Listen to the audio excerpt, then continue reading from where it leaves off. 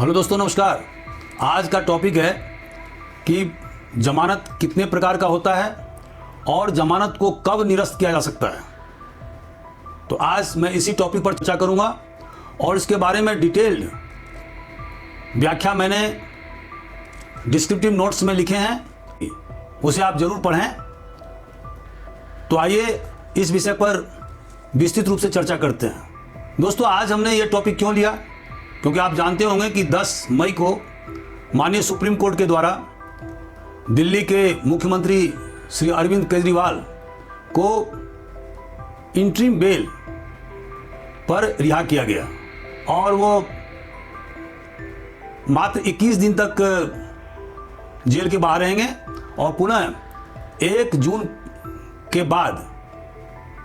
अर्थात 2 जून को उन्हें वापस जेल जाना होगा। तो आज हम लोग इसी पर चर्चा करेंगे कि आखिर इंटरिम बेल या अंतरिम बेल क्या होता है, बेल के कितने प्रकार होते हैं, बेल को कब निरस्त की जा सकती है। तो दोस्तों, जैसा कि आपने अखबारों में पढ़ा होगा कि माननीय सुप्रीम कोर्ट ने अरविंद केजरीवाल को अंतरिम जमानत पर तो रिहा कर दिया सिर्फ 21 दिनों के लिए, लेकिन उसके साथ भी उन्होंने बहुत सारे शर्त लगा दिया, जैसे कि वो अपने ऑफिस नहीं जा सकते, सेक्रेटरीट के किसी स्टाफ से नहीं मिल सकते, अपने केस के बारे में किसी को भी एक्सप्लेन नहीं कर सकते कि उसका प्रेजेंट पोजीशन क्या है, कोई भी ऑफिशियल फाइल्स को वो नहीं देख सकते, और वो किसी भी विटनेसेस माने गवाहों से जो कि शराब घोटाला से रिलेटेड है उनसे वो संपर्क स्थापित नहीं कर सकते हैं। तो इस तरह 50,000 के जमानत राशि पर और उतने ही राशि के मुचलके पर दिल्ली के मुख्यमंत्री को अंतरिम जमानत दिया गया। और यहां पर माननीय सुप्रीम कोर्ट ने यह तर्क दिया कि चूंकि दिल्ली के मुख्यमंत्री एक नेशनल पार्टी के भी अध्यक्ष हैं, आपको मालूम होना चाहिए कि आम आदमी पार्टी अब एक राष्ट्रीय पार्टी हो गई है, और चूंकि 5 साल में ही एक बार चुनाव का समय आता है और इलेक्शन अर्थात चुनाव हमारे प्रजातांत्रिक व्यवस्था का और संसदीय प्रणाली का एक आधारभूत स्तंभ है, उसके बिना हम प्रजातंत्र की परिकल्पना नहीं कर सकते। अरविंद केजरीवाल समाज के लिए कोई खतरा नहीं है, उनके बाहर जाने का कोई भी खतरा नहीं है। तो ऐसी परिस्थिति में उन्हें मौका देने के लिए अपने पार्टी के प्रचार प्रसार के लिए अंतरिम जमानत दिया गया है, जो कि एक टेम्पररी रिलीफ है। और सुप्रीम कोर्ट ने स्पष्ट कह दिया है कि ये जो हम टेम्पररी जमानत दे रहे हैं वो किसी प्रकार से केस के जो मेरिट हैं उससे उसका कोई रिलेशनशिप नहीं है, या जो पेंडिंग जो अपील फरियादी के द्वारा मतलब अरविंद केजरीवाल के द्वारा जो सुप्रीम कोर्ट में दायर किए गए उससे भी इसका कोई रिलेशनशिप नहीं है। दोस्तों, जमानत क्या होता है? जमानत ऐसे अवधि को कहते हैं, एक टेम्पररी पीरियड को कहते हैं, जिसमें कि अगर किसी आरोपी के खिलाफ में कोई प्रकरण दर्ज होता है और उसे जेल भेजा जाता है और जब जजमेंट का समय आता है उस पीरियड में जजमेंट के समय से पहले और जो न्यायिक निरोध है इस बीच का जो पीरियड होता है जिसमें कि ट्रायल चलता रहता है, उसमें आरोपियों को जमानत देने का प्रावधान है। मान लीजिए कि जजमेंट में यह आता है कि वो उसे सजा मिल जाती है, तो फिर बेल को माने अर्थात जमानत को निरस्त कर दिया जाएगा और जितने वर्ष का सजा उसे दिया गया है उतने वर्ष की सजा उसे जेल में काटने होंगे। दोस्तों, जमानत या बेल का बेलेबल ऑफेंस माने जमानती अपराध और नॉन बेलेबल मतलब अजमानती अपराध में अलग अलग विधान हैं। आपको मालूम होना चाहिए कि सीआरपीसी के फर्स्ट शेड्यूल में बेलेबल और नॉन बेलेबल ऑफेंस का प्रावधान किया गया है, और इसके तहत में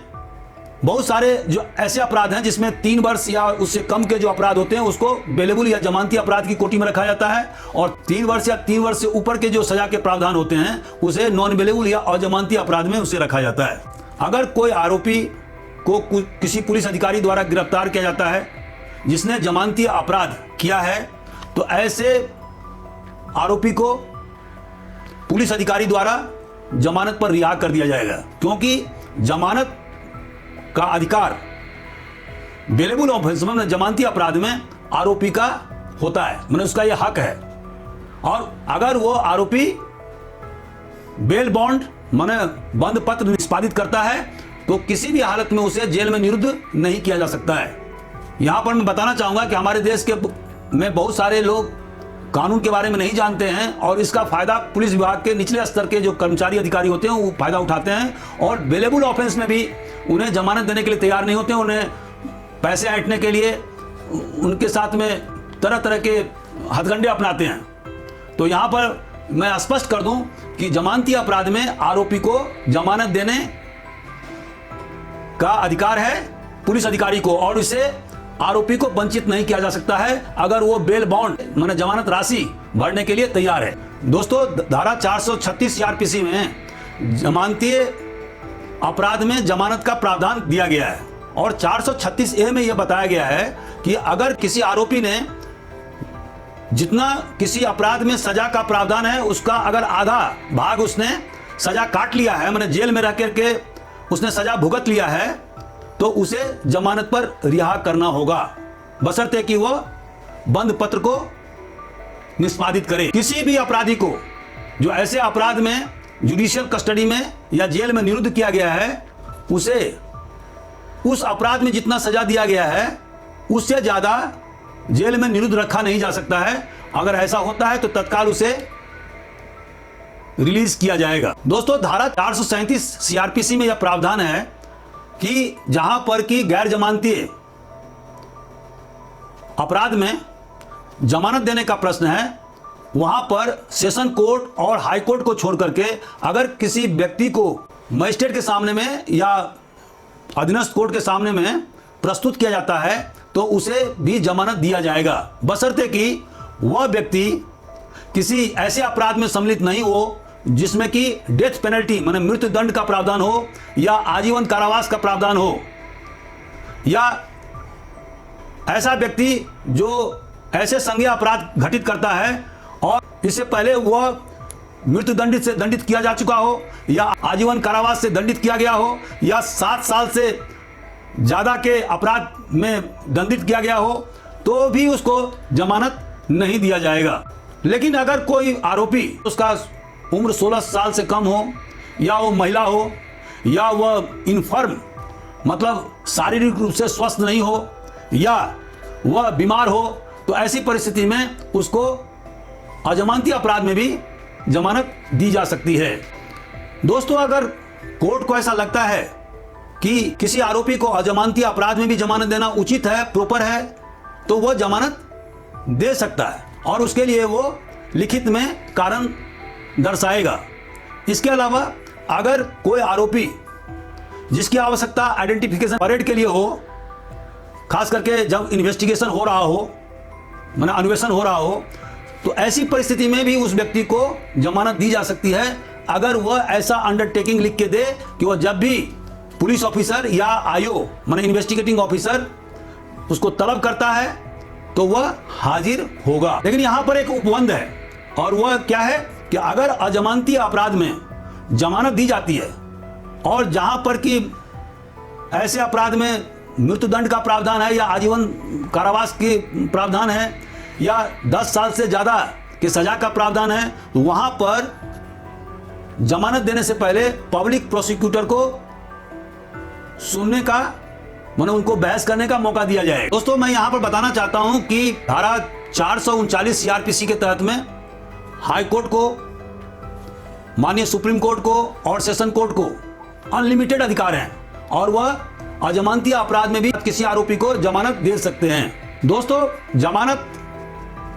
4 प्रकार के होते हैं। पहला होता है रेगुलर बेल, दूसरा होता है इंटरिम बेल, तीसरा होता है एंटीसिपेटरी बेल और चौथा होता है डिफॉल्ट बेल। तो अब बारी बारी से मैं इसके बारे में व्याख्या करूंगा कि जो रेगुलर बेल होता है वो कोर्ट के द्वारा किसी अजमानती अपराध में किसी आरोपी को जमानत दी जाती है जब तक कि उस केस में जजमेंट नहीं दिया गया हो।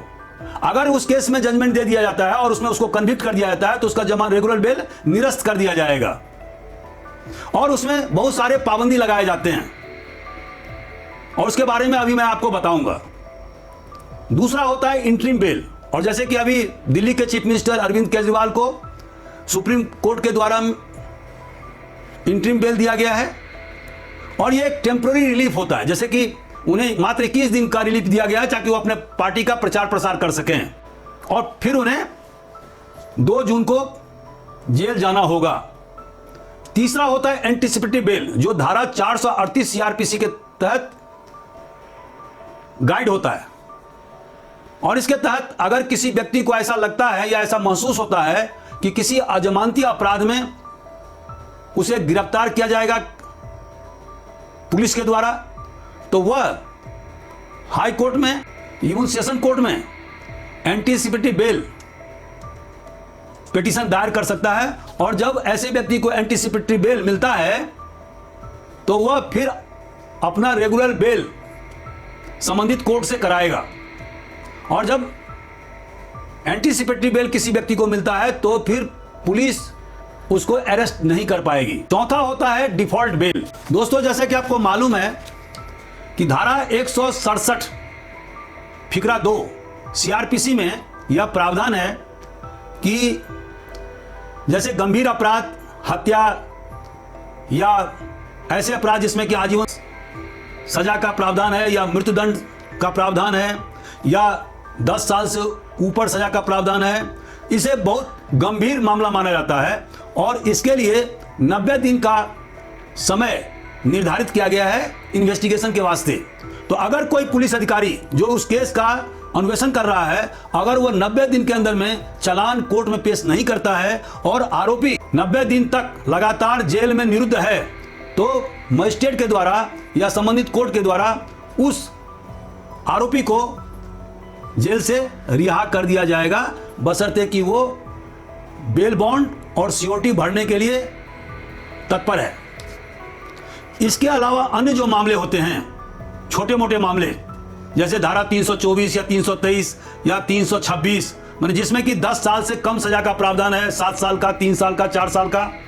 उसमें जो अन्वेषण अधिकारी है उसको अधिकार होता है कि वो 60 दिन के अंदर में चालान संबंधित कोर्ट में पेश करे, अगर आरोपी 60 दिन से लगातार जेल में निरुद्ध है। अगर ऐसा वो नहीं करता है तो मजिस्ट्रेट को यह अधिकार है कि उसे रिहा कर दिया जाएगा, और ऐसे रिहा को डिफॉल्ट बेल कहते हैं। इसी तरह से बहुत सारे जो मिसलेनियस अपराध हैं उसमें अलग अलग टाइम पीरियड दिया गया है इन्वेस्टिगेशन के वास्ते, जैसे कि narcotics, drugs and psychotropic act, मतलब एनडीपीएस एक्ट में जो अफीम, गांजा, मॉर्फिन से संबंधित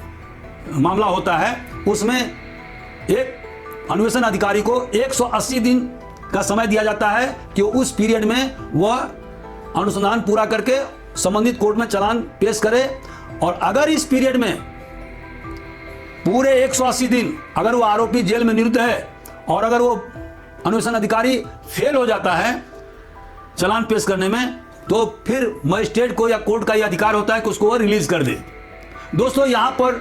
अन्वेषण अधिकारी द्वारा या पुलिस अधिकारी के द्वारा एक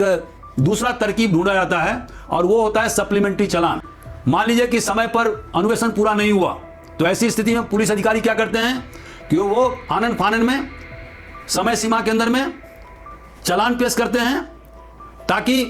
आरोपी को डिफॉल्ट बेल नहीं मिल सके, और उसके बाद वह फिर सप्लीमेंट्री चालान 1 बाय 1 पेश करते रहते हैं और सबूत इकट्ठा करते रहते हैं। हालांकि यह परिपाटी पूरी तरह से गलत है, लेकिन बड़े मामले जो होते हैं जैसे करप्शन केसेज या एनडीपीएस के एक्ट या यूएपीए का एक्ट जो होता है, अनलॉफुल असेंबली प्रिवेंशन एक्ट, जो आर्थिक अपराध के मामले होते हैं बहुत पेचीदे होते हैं, और उनमें इतने टाइम पीरियड में अन्वेषण पूरा नहीं किया जा सकता है, तो इसीलिए अन्वेषण अधिकारी यह तरीका अपनाते हैं और सप्लीमेंट्री चालान समय समय पर प्रस्तुत करते रहते हैं, जिससे कि आरोपी को डिफॉल्ट बेल का मौका नहीं मिल सके। दोस्तों, जैसा कि मैंने बताया कि जब भी कोर्ट के द्वारा या पुलिस अधिकारी के द्वारा किसी आरोपी को जमानत दिया जाता है तो उसमें कुछ शर्तें लिखी रहती हैं, जैसे कि वो एविडेंस के साथ, मतलब साक्ष्य के साथ कोई टेम्पर या छेड़छाड़ नहीं करेगा, किसी साक्षी को धमकाएगा नहीं, उसे प्रलोभन नहीं देगा या उसे गवाही के लिए उसको मना नहीं करेगा। जब भी किसी आरोपी को जमानत दिया जाता है तो उसमें बहुत सारे जो कंडीशंस लिखे रहते हैं, उन कंडीशन को या शर्तों को आरोपी द्वारा जेल के बाहर रहते हुए उन शर्तों को पूरा करेगा। दूसरे देश नहीं जाएगा बिना कोर्ट के परमिशन के। जब भी कोर्ट तलब करेगी या कोई अन्वेषण अधिकारी तलब करेगा जो उस मामले से संबंधित है, वो निश्चित रूप से वहां हाजिर होगा। बहुत सारे शर्त कोर्ट के द्वारा आरोपी पर लगाए जाते हैं जिन्हें जमानत पर रिहा किया जाता है। अगर उपरोक्त में से कोई भी शर्त का किसी आरोपी द्वारा उल्लंघन किया जाता है तो आरोपी को तत्काल जमानत निरस्त किया जाता है और उसे पुनः जेल में निरुद्ध कर दिया जाता है। कंक्लूजन दोस्तों, जैसा कि आप जानते हैं कि हमारे जूरिस्प्रूडेंस का क्या आधार है। हमारे जूरिस्प्रूडेंस का आधार है bail is rule and jail is exception, माने जेल अपवाद है और बेल मतलब जमानत नियम है। लेकिन इसका पालन हमारे देश में अभी भी नहीं हो रहा है और बहुत सारे मामले में ऐसा देखा गया है कि जो नीचे के अदालत हैं, सेशन कोर्ट या एडिशनल डिस्ट्रिक्ट जज कोर्ट या सीजीएम कोर्ट या एसीजीएम कोर्ट, इनके द्वारा गंभीर मामलों में या कमतर मामलों में भी जल्दी जमानत नहीं दिया जाता है और अधिकांश आरोपियों को हाई कोर्ट का दरवाजा खटखटाना पड़ता है। बहुत सारे मामले में सुप्रीम कोर्ट को भी खुद देखना पड़ता है। इस तरह से हाई कोर्ट और सुप्रीम कोर्ट का बहुत सारा समय बेल एप्लीकेशन को सुनने में ही खत्म हो जाता है और इस प्रकार का जो परिपाटी है उसे हमें हतोत्साहित करना पड़ेगा। हमारे सुप्रीम कोर्ट के चीफ जस्टिस ने भी इस पर बहुत ज्यादा चिंता जताई और खास करके सबऑर्डिनेट कोर्ट और सेशन कोर्ट के द्वारा गंभीर मामलों में आरोपियों को जमानत नहीं दी जाती है और जिसके कारण से वर्षों तक जेल में बेवजह